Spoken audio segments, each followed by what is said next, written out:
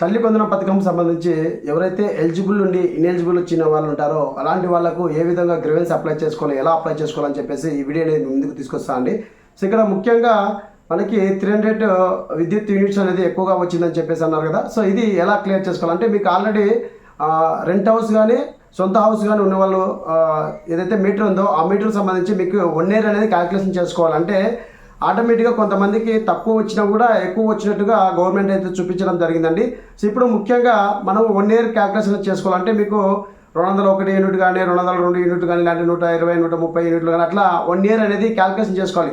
టోటల్గా ఈ 1 year calculation చేసుకొని అవి మనం బై 12 వేసుకుంటే ఎంత యావరేజ్ కింద వస్తుంది అని చెప్పేసి మనం చెక్ చేసుకోవాలి. ఇలా చెక్ చేసుకోవాలంటే ఫస్ట్ ఆఫ్ ఆల్ ఎవరైతే తల్లి వందనం సంబంధించి ఇన్ఎలిజిబుల్ అని చెప్పేసి వచ్చిన వాళ్ళు నిజంగా ఎలిజిబిలిటీ ఉంటే కినా రాంగ్ పడి ఒకవేళ విద్యుత్ మీటర్ వేరే వాళ్ళది లింక్ అయినా కూడా అలాంటి వాళ్ళు అయితే ఎలా లింక్ తీసేపించుకోవాలి, ఏ విధంగా ఈ ఇన్ఎలిజిబుల్ ఉన్న వాళ్ళకి ఎలిజిబుల్ చేసుకోవాలని చెప్పేసి ముఖ్యంగా ఇప్పుడు ఫస్ట్ ఆఫ్ ఆల్ మనకి ఎలక్ట్రిసిటీ బిల్ సంబంధించి అయితే ఈ వీడియో అనేది మీ ముందుకు తీసుకొస్తున్నాను. గ్రీవెన్స్ ఎలా అప్లై చేయాలని చెప్పేసి మీ ముందుకు తీసుకొస్తున్నా అండి.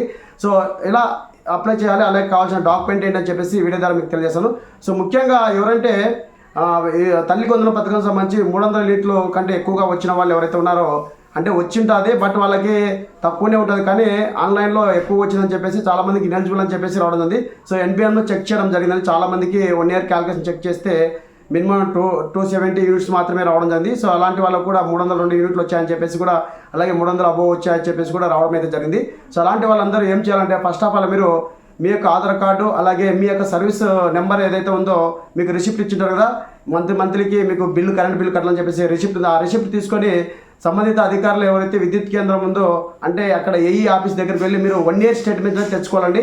అక్కడ 1 year స్టేట్మెంట్ తెచ్చుకున్న తర్వాత మీరు అక్కడ సైన్ అనేది చేయించుకోవాలి. సో మీకు ఇప్పుడు చూపిస్తాను.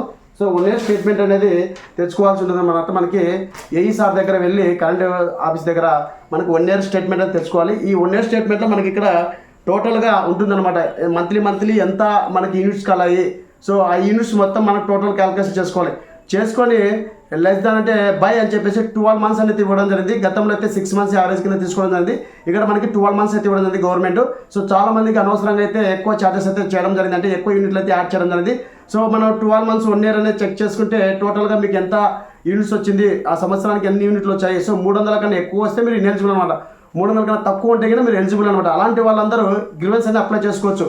సో ఫ్రెండ్స్, ఈ వీడియో వస్తే ఖచ్చితంగా లైక్ చేయండి, ఎందుకంటే ప్రతి వీడియో అనేది మీకు కోసం చేయడానికి ప్రయత్నం చేస్తున్నాను. సో ఫస్ట్ ఆఫ్ ఆల్ ఇదల్లా మీరు తెలుసుకోవాలంటే 1 year స్టేట్మెంట్ అనేది మీరు ఏ ఆఫీస్ దగ్గర తెచ్చుకోవాలి. అలాగే గ్రీవెన్స్ అప్లై చేసుకోవడానికి మనకి ఆప్షన్ కూడా ఎనేబుల్ చేయడం జరిగింది. గ్రామ సచివాలయంలో ఉన్నటువంటి డిస్కషన్ వరకు లాగా మనం చేసుకోవచ్చండి. అలాగే ఇక్కడ ముఖ్యంగా మీ యొక్క స్టేటస్ అనేది ముందుగా సచివాలయంలో ఉన్నటువంటి ఎన్బిఎం పోర్టల్లో చెక్ చేసుకోవచ్చు అనమాట.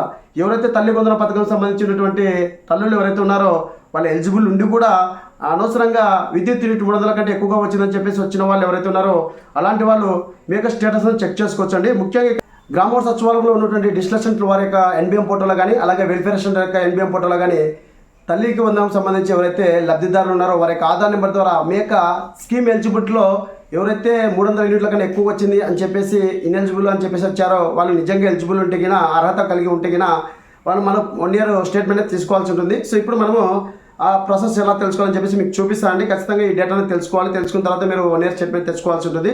సో గ్రీవెన్స్ కూడా అప్లై చేసుకోవడానికి అవకాశం ఉంటుంది. ఇక్కడ నేను స్కీమ్ ఎలిజిబిలిటీ మీద క్లిక్ చేస్తున్నాను అండి. సో ఎన్బిఎం పోర్టల్ ఓపెన్ చేసిన తర్వాత క్లిక్ చేసి ఇక్కడ తల్లి వందనం పథకం సంబంధించి ఎవరైతే తల్లులు ఉన్నారో వారి యొక్క ఆధార్ నెంబర్ అనేది ఎంటర్ చేయాలండి. సో ఎంటర్ చేసి మనకి 1 year స్టేట్మెంట్ అనేది తీసుకురామని చెప్పేసి ఇక్కడ మెన్షన్ చేయడం గవర్నమెంట్. సో ఎక్కువగా యూనిట్స్ వచ్చాయని చెప్పి చాలామంది అయితే రాంగ్ అయితే పడిందండి. సో చాలామందికి విద్యుత్ యూనిట్ 300 కన్నా ఎక్కువ వచ్చిందని చెప్పేసి రావడం ఉంది, కానీ వాళ్ళకైతే తక్కువ అయితే చూపించింది ఎన్బిఎంలో. సో కొద్ది మిస్టేక్ వల్ల రావడం ఉంది. అలాంటి వాళ్ళందరికీ గ్రీవెన్స్లో పెట్టుకోవడానికి అవకాశం అయితే ఉందండి. సో గ్రీవెన్స్ అనేది మనకి ఇప్పుడు అప్లై చేసుకోవడానికి ఎనేబుల్ చేయడం ఉంది గ్రామ సచివాలయం డిస్కషన్ వరకు లాగిలో. సో నేను ఇక్కడ మొత్తం ఇయర్ అన్ని సెలెక్ట్ చేసి ఇక్కడ తల్లి వందనం సంబంధించి ఎవరైతే లబ్ధిదారులు వారికి ఆధార్ నెంబర్ అయితే ఎంటర్ చేస్తున్నాను అండి. నేను ఎంటర్ చేసి ఇక్కడ మీకు చూపిస్తాను. సో ఎంటర్ చేసి ఇక్కడ గెట్ డీటెయిల్స్ మీద క్లిక్ చేస్తున్నాను. గెట్ డీటెయిల్స్ మీద క్లిక్ చేసిన వెంటనే ఇక్కడ మనకి డేటా మొత్తం రావడం అవుతుంది. సో ఇక్కడ చూడండి మనకి 302 యూనిట్స్ అని చెప్పేసి రావడం ఉంది. ఇక్కడ ఆప్షన్ మీద ట్యాప్ చేయండి. సో ట్యాప్ చేసిన వెంటనే ఇక్కడ మనకి 1 year క్యాలిక్యులేషన్ చేసుకోవాల్సి ఉంటుంది. సో వేరే వాళ్ళు కూడా లింక్ అవ్వడం జరిగిందండి ఇక్కడ. సో వేరే యొక్క విద్యుత్ సర్వీస్ నెంబర్ కూడా లింక్ అవ్వడం ఉంది. సో ఇక్కడ మనకి ఇయర్ అనేది మనకి లాస్ట్ ఇయర్ 2024 నుంచి ఈ 2025 వరకు ఇయర్ అనేది తీసుకోవడం జరుగుతుందండి. ఖచ్చితంగా మనం ఇక్కడ చెక్ చేసుకోవాలి. సో ఎన్ని యూనిట్స్ వచ్చాయి, సో నెలకి ఎంత కాలింది అనేది ఇక్కడ క్లియర్గా మనకి ఇక్కడ ఇవ్వడం జరిగిందండి. ప్రతి నెల ఎంత వచ్చిందని చెప్పేసి మీరు ఏ ఆఫీస్ దగ్గరికి వెళ్తే అక్కడ మీకు 1 ఇయర్ స్టేట్మెంట్ అనేది ఇక్కడ బిల్ ఎంత వచ్చిందని చెప్పేసి క్లియర్గా చూపించడం జరుగుతుంది. సో ఇవన్నీ టోటల్ వేసుకోవాలన్నమాట మనకి. సో ఎంత వచ్చింది ఏం కదండి, ఇక్కడ చూడండి చాలా వరకు జీరోస్ కూడా ఉన్నాయి. సో మనకి 1 ఇయర్ స్టేట్మెంట్ అనేది తీసుకోవాలి, ఇక్కడ క్లియర్గా ఇవ్వడం జరిగింది. చూడండి ఈ డేటా మొత్తం మనము ఇక్కడ 112 యూనిట్లు, 114 యూనిట్లు, 75 యూనిట్లు, 64 యూనిట్లు, 104 యూనిట్లు వల్ల టోటల్ క్యాలిక్యులేషన్ చేసుకోవాలంటే సంవత్సరానికి ఇంత అని చెప్పేసి వేసుకుంటే దాదాపుగా నాకు 3240 యూనిట్స్ అయితే రావడం జరిగింది. బై 12 వేస్తే 270 యూనిట్లు మాత్రమే రావడం జరిగిందండి. సో 3240 యూనిట్లకు 1 ఇయర్ తీసుకుంటే బై 12 వేస్తే 270 యూనిట్లు మాత్రమే రావడం. కానీ ఇక్కడ మనకి 302 యూనిట్లు అని చెప్పేసి రావడం ఉంది. సో ఇది వీళ్ళు ఎలిజిబుల్ అనమాట. సో వీళ్ళు ఎలిజిబుల్, కానీ ఇక్కడ డేటాలో ఇన్ఎలిజిబుల్ అని చెప్పేసి 300 కంటే ఎక్కువగా వచ్చిందని చెప్పేసి రావడం జరిగింది. సో ఇక్కడ మనకి క్లియర్గా కూడా ఇవ్వడం జరిగింది గవర్నమెంట్. సో 12 మంత్స్ యావరేజ్ తీసుకుంటాము అని చెప్పేసి ఇవ్వడం. 12 మంత్స్కి 300 యూనిట్లు వస్తే ఏం కాదని చెప్పేసి ఇవ్వడం జరిగింది. క్లియర్గా 12 మంత్స్ వస్తే మనకి చేసుకోవచ్చు. అంటే లాస్ట్ గవర్నమెంట్ 6 మంత్స్ మాత్రమే పెట్టింది, ఇప్పుడు ఈ గవర్నమెంట్ 12 మంత్స్ అని పెట్టింది. ఇలా చాలా మందికి మిస్టేక్గా యూనిట్స్ అనేది యాడ్ అవ్వడం జరిగిందండి. సో టోటల్ యూనిట్స్ 1 ఇయర్ అది మీరు క్యాల్కులేషన్ చేసుకుని బై 12 వేస్తే 270 యూనిట్లు మాత్రమే ఈ లబ్ధిదారికి రావడం జరిగింది. వీళ్ళు ఎలిజిబుల్ అనమాట. వీళ్ళు గ్రీవెన్స్లో పెట్టడానికి అర్హత ఉంది, వీళ్ళు నిజంగా అర్హత ఉండి ఇనెలిజిబుల్ లిస్ట్ రావడం జరిగింది. ఇలాంటి వాళ్ళు గ్రీవెన్స్లోనే అప్లై చేసుకోవచ్చు. ఇప్పుడు మనకి ఎలక్ట్రిసిటీ బిల్ సంబంధించి అయితే మీ ముందుకు వీడియో తీసుకొస్తున్నాను.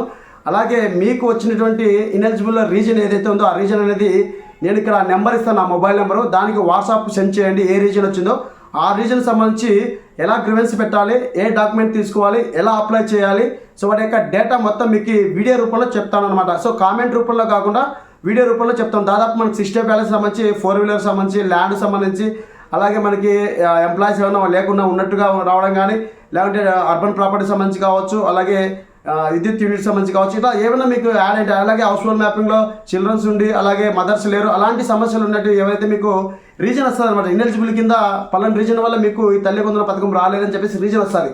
ఆ రీజన్ ఏ రీజన్ అయితే వచ్చిందో మీకు ఆ రీజన్ నాకు వాట్సాప్ సెండ్ చేయండి. అంటే మెసేజ్కి కాకుండా మీకు గ్రామ సచివాలయంలో లిస్ట్ అని కనిపించారు కదా, ఆ రీజన్ ఇనెలిజిబుల్ రీజన్ సంబంధించి మెన్షన్ చేసి ఉంటారండి. ఆ డాష్ బోర్డ్లో ఉన్నటువంటి పిక్ ఏదైతే ఉందో ఆ డేటా అనేది నాకు వాట్సాప్ సెండ్ చేయండి. సో వాట్సాప్ సెండ్ చేస్తే మెసేజ్ రూపంలో కాకుండా మీకు వీడియో రూపంలో, ఇప్పుడు ల్యాండ్ సంబంధించి కావచ్చు, ఎలక్ట్రిసిటీ బిల్ సంబంధించి కావచ్చు, 4 వీలర్ సంబంధించి కావచ్చు, అలాగే అర్బన్ ప్రాపర్టీ సంబంధించి, ఈ 60 ప్యాలెస్ సంబంధించి మీకు అర్హత ఉండి కూడా ఇనెలిజిబుల్ అని చెప్పేసి వచ్చిన వాళ్ళు ఎవరైతే ఉన్నారో గ్రామ సచివాలయం డాష్ బోర్డ్లో ఉన్నటువంటి డేటా అనేది స్క్రీన్ షాట్ తీసి నాకు వాట్సాప్ సెండ్ చేయండి. దానికి మీకు రిటర్న్గా వీడియో అనేది చేసి చూపిస్తాను. సో ఎక్కడ వెళ్ళాలి, ఈ రీజన్కి ఎలా ప్రాసెస్ చేసుకోవాలి, ఏ విధంగా చేసుకోవాలని చెప్పేసి మీకు ఎవరైతే చాలా ఫాస్ట్గా నాకు మెసేజ్ చేస్తారో వాళ్ళకి త్వరగా వీడియో అనేది చేస్తాను. ఎందుకంటే మనకు టైం అనేది లేదు కాబట్టి, మనకు 26 వరకు మాత్రం ఇవ్వడం జరిగింది కాబట్టి, గ్రీవెన్స్ పెట్టడానికి 20 తేదీల వరకు మాత్రం ఇవ్వడం జరిగింది కాబట్టి, ఎవరైతే ఫాస్ట్గా పెడతారో వాళ్ళకి వెంటనే వీడియో అనేది చేసి చూపిస్తానండి కంపల్సరీగా. ఇన్ కేసు ఇప్పుడు ఎలక్ట్రిసిటీ బిల్ సంబంధించి ఒకరు పెట్టడం జరిగింది. సో వారికి ఏ విధంగా ప్రాసెస్ చేసుకోవాలని చెప్పేసి ఇప్పుడు మీకు చెప్పాను కదా, అదే విధంగా ఇప్పుడు భూమికి సంబంధించి, అలాగే అర్బన్ ప్రాపర్టీ సంబంధించి ఎలా ఫాలో చేయాలి, ఏ విధంగా ప్రాసెస్ ముందుకు వెళ్ళాలి, ఎక్కడ అప్లై చేసుకోవాలి, వాటి యొక్క డేటా అనేది ఏ విధంగా పొందాలి అని చెప్పేసి మీకు క్లియర్గా ఎక్స్ప్లెయిన్ చేస్తాను అనమాట. సో మీరు పిక్ అనేది దయచేసి వెంటనే నాకు వాట్సాప్ సెండ్ చేయండి. సెండ్ చేసిన వెంటనే మీకు వీడియో చేసి చూపిస్తాను. ఖచ్చితంగా నా మొబైల్ నెంబర్ స్క్రీన్ ప్లే మీద ఖచ్చితంగా ఇస్తానండి. ఎందుకంటే ఎలిజిబుల్ ఉన్న ప్రతి ఒక్కరికి ఈ పథకం అనేది లబ్ధి చేకూర్చే విధంగా నారా లోకేష్ గారు కూడా ప్రెస్ మీట్లో చెప్పడం జరిగింది. సో దయచేసి ఎవరైతే అర్హత ఉండి కూడా ఇనెలిజిబుల్ వచ్చిన వాళ్ళు దయచేసి వెంటనే నాకు పిక్ సెండ్ చేయండి. దాని గురించి వీడియో ఖచ్చితంగా మీకు చేసి చూపిస్తాను. పదే ఎందుకు చెప్తున్నా అంటే ప్రతి ఒక్కరూ అర్హులు అయి ఉండి ఇనెలిజిబుల్లో రావడం జరిగింది, చాలా డేటా మిస్టేక్ రావడం జరిగింది. అందుకోసమనే చెప్తున్నానండి. ఇప్పుడు ఎలక్ట్రిసిటీ బిల్ గురించి ఏ విధంగా అయితే 1 ఇయర్ స్టేట్మెంట్ ఏ విధంగా చేసుకోవాలని చెప్పేసి మీకు చెప్పాను కదా, అదే విధంగా ల్యాండ్ సంబంధించి కావచ్చు, అలాగే 4 వీలర్ సంబంధించి కావచ్చు, అలాగే అర్బన్ ప్రాపర్టీ సంబంధించి, ఇలా ఏ విధంగా వచ్చినా ఒకేలా హౌస్ హోల్డ్ మ్యాపింగ్లో చిల్డ్రన్స్ ఒక సైడు, అలాగే మదర్ ఒక సైడ్ ఉంటారు. అలాంటి వాళ్ళకు ఏదైనా రీజన్ వచ్చింటుంది, ఆ రీజన్ అని నాకు పిక్ చేయండి దయచేసి, మీకు వీడియో చేస్తాను. సో ఈ విధంగా ఎలక్ట్రిసిటీ బిల్ సంబంధించి 1 ఇయర్ స్టేట్మెంట్ ఏ విధంగా తీసుకోవాలి, అలాగే ఎలా క్యాల్కులేట్ చేసుకోవాలని చెప్పేసి వీడియో మీకు అర్థమైందని చెప్పేసి అనుకుంటున్నాను. సో మరొక వీడియోతో మీ ముందుకు వస్తానండి. ప్రతి ఒక్క వీడియో అనేది మీకు వచ్చినటువంటి రీజన్ పెట్టకపోయినా ఖచ్చితంగా వీడియోని మీ ముందుకు తీసుకురావడం జరుగుతుంది ఖచ్చితంగా. సో ఈ విధంగా అయితే మనకి తల్లి కొందరం పథకం సంబంధించి అర్హులై ఉండి కూడా ఇనెలిజిబుల్ వచ్చిన వాళ్ళు గ్రీవెన్స్లను అప్లై చేసుకోవడానికి అయితే ఎనేబుల్ చేయడం జరిగింది గ్రామ సచివాలయంలో. అది ఇప్పుడు ఎలక్ట్రిసిటీ బిల్ సంబంధించి వీడియో అనేది మీకు చేశాను కదా, ఎలా క్యాల్కులేషన్ చేసుకోవాలని 1 ఇయర్ స్టేట్మెంట్ అనేది. ఇప్పుడు రేపు ఉదయం 7 గంటలకి మీకు సంబంధించినటువంటి ఎలక్ట్రిసిటీ బిల్లు గ్రీవెన్స్లో ఎలా అప్లై చేయాలని చెప్పేసి లైవ్ డెమో మీ ముందుకు తీసుకొస్తాను. ఎందుకంటే డిస్కషన్ వర్క్ అనేది నేను చేయడం అయితే జరుగుతుందండి. అందుకనే మీకు సచివాలయంలో జరిగే ప్రతి అప్డేట్ మీకు ముందు తీసుకురావడం జరుగుతుంది. ఎందుకంటే మిగతా యూట్యూబర్స్ జస్ట్ మనం చెప్పిన ఇన్ఫర్మేషన్ చెప్పడం అయితే జరుగుతుంది. సో నేను ఎందుకంటే సచివాలయంలో జరిగే అప్డేట్ అనేది మీ ముందుకు తీసుకొస్తాను, ప్రజలకు తెలియజేయాలనే ఉద్దేశంతో తీసుకొస్తున్నాను. దయచేసి మన ఛానల్ సపోర్ట్ చేసి అలాగే లైక్ చేయడం మర్చిపోకండి. వీడియో నచ్చితే లైక్ చేసి అలాగే ఫ్రెండ్స్ అండ్ ఫ్యామిలీకి షేర్ చేయండి. సో మీకు కావాల్సిన ఇన్ఫర్మేషన్ నేను ఇవ్వడానికి ప్రయత్నం ఖచ్చితంగా చేస్తానండి. 100% నేను వర్క్ చేయడానికి ప్రయత్నం చేస్తాను, మీకు మంచి ఇన్ఫర్మేషన్ తీసుకురావడానికి ప్రయత్నం అయితే చేస్తాను. సో ఈ విధంగా ఎలక్ట్రిసిటీ బిల్ వచ్చిన వాళ్ళు ఎవరైతే ఉన్నారో వాళ్ళు ఈ విధంగా అయితే చేసుకోండి. మీకు 100% ఇనెలిజిబుల్ అర్హత ఉండి కూడా ఇనెలిజిబుల్ వచ్చిన వాళ్ళు ఎలిజిబుల్ చేసుకునే విధంగా మనకి గవర్నమెంట్ కల్పించడం జరిగింది కాబట్టి ఎటువంటి ప్రాబ్లం లేదు. మనకి ఇక్కడ ఎలక్ట్రిసిటీ బిల్లు 12 మంత్స్ తీసుకోవడం జరిగింది కాబట్టి ఎటువంటి ప్రాబ్లం లేదండి. సో 12 మంత్స్ క్యాల్కులేషన్ చేసుకుంటే మీకు యావరేజ్ కింద 270 యూనిట్స్ మాత్రమే రావడం జరిగింది. కానీ వీళ్ళకి ఎన్పిఎంలో 302 యూనిట్లు అనేది తప్పుగా రావడం జరిగింది.